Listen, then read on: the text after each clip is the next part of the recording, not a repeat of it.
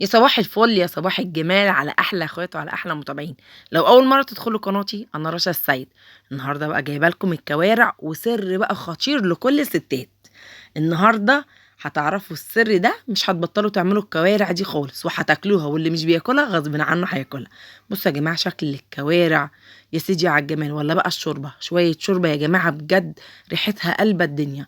حاجه كده عظمه بجد، تستاهل اللي انتوا تجربوها. خليكم معايا لاخر الفيديو. الحته بقى دي يا جماعه انا بموت في الحته الجيلاتينيه دي، بعشقها. مش باكل اي حاجه بصراحه في الكوارع الا الحته الجيلاتينيه دي بس. من النهارده هاكل الكوارع وكل حاجه فيها، وهشرب كمان الشوربه بتاعتها. وخليكم معايا لاخر الفيديو وهقول لكم السر اللي في الكوارع، وكمان سر خطير في نجمات بليود وسر جمالهم بسبب الكوارع. جبت الكوارع بتاعتي كده زي ما انتم شايفين، الراجل مقطعها تقطيعه كبيره، مش مشكله خالص، عادي هتفادى الموضوع ده. اخدتها بقى تحت الميه السخنه كحت كده، وخليتها زي الفل زي ما انتم شايفين. وجبت بقى الميه بقى دي كده بعد ما غسلتها غسلتين 3، هحطها هنقعها بقى في الميه، والليمون كده مقطعه شرايح، وعصره ليمونتين، وهخليها بقى كده لمده ساعه نص ساعه حسب ما تسيبيها، على ما تخلصي اللي وراكي تشيلي الزفاره، وهي كده كده زي ما انتم شايفين فله شمعه منوره. مفيش احلى ولا اجمل من كده. سهله جدا، مش هحط لها اي اضافات، مش هحط لها اي حاجه تسرحها. هتشوفوا انا هسويها ازاي بطريقه سهله جدا. ما فيهاش اي حاجه، مش هحط اي اضافات. بصوا بقول لكم بعد ما غسلتها شمعه قشطه، بصوا زي الفل. طبعا الاكل دوت مش بيتاكل الا من نظافته اول حاجه. بقول لكم بصوا مكحوته ومتنضفه ومخليها زي الفل. هنا بقى انا كنت حاطه الحله بتاعتي فيها ميه تسخن معايا.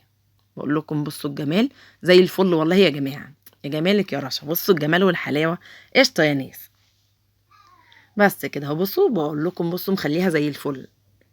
طبعا الاكلات دي كلها ما بتتاكلش عند اي حد ولا بتتاكل من بره، خلينا صراحه مع بعض. الاكل ده ما يتاكلش من بره نهائي. يلا بقى بينا على الحله بتاعتنا كده ونشوف هنعمل ايه. جبت الحله بتاعتي، الميه سخنت معايا. هبتدي بقى ان انا انزل بالكوارع بتاعتي كده زي ما بسلق اللحمه. بنحط الميه بتاعتنا وننزل كده باللحمه بتاعتنا، ونحط لها شويه البوكيه جرنيه بتاعنا حسب ما انتم ما بتحبوا. انا هنا نزلت بقى بالكوارع بتاعتي، وطبعا هتطلع بقى كده حاجات كده ريم ابيض كده.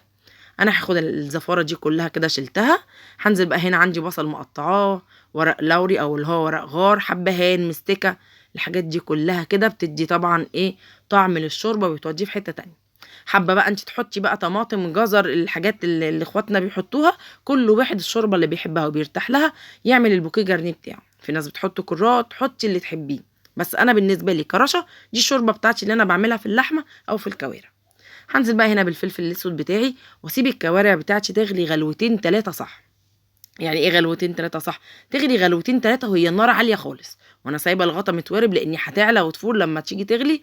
فهخليها زي ما انتم شايفين. بصوا بقول لكم انا سبتها بقى كده يمين شمال تتزود ميه سخنه. سبت الكوارع بتاعتي، ما رضيتش اطول عليكم الفيديو.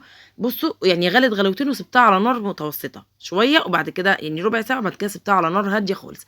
ده السر بتاعي في تسويه الكوارع. ما حطيتش اي حاجه، ما ضفتش اي حاجه عليها خالص، ما حطيتش اي حاجه زي ما بيحطوا مش عارف ايه وبيحطوا ايه، لا. هي الكوارع الميه السخنه، وسبتها كل لما تقل مني ازودها، وموطيه عليها النار. سيبيها ساعه 2 3 براحتك. بصوا انا بقول لكم هنا اهو زي ما انتم شايفين، تقل مني كده اروح جايه مزوداها اهو. بصوا بقول لكم شويه شوربه يا جماعه في الجون، شويه شوربه عظمه بجد. كل لما الميه بتاعتها تقل مني او اللي هي المرقه بتاعتها تقل، بزودها تاني ميه سخنه، ولازم ميه سخنه يا جماعه. وبس كده وسايبها بقى على نار هاديه. بقول لكم كده قربت بقى تخلص معايا، وسهله جدا ما فيهاش اي حاجه يا جماعه. الناس اللي بتصعب اكل الكوارع والاكلات دي كده على نفسها، لا. كده بقى كانت خلصت معايا واستوت معايا على طول. ما تصعبوش على نفسكم الموضوع، سهل جدا. سوى الكوارع في الوقت بتاعها، اديها كده غلوتين وبعد كده على النار هاديه، وكلي احلى كوارع باذن الله. بصوا يا جماعه الشكل والجمال. هنا بقى عايزه اقول لكم ايه السر بتاع نجمات بقى باليود اللي انا قلت لكم هقوله لكم في اخر الفيديو. عايزه اقول لكم ان نجمات باليود علشان ما يجيلهمش تجاعيد في وشهم، ووشهم ده ما يكرمش وما يعجزش، بياكلوا كوارع. تتخيلوا بقى احنا المصريين مش بناكلها، ونجمات باليود بيموتوا في الكوارع.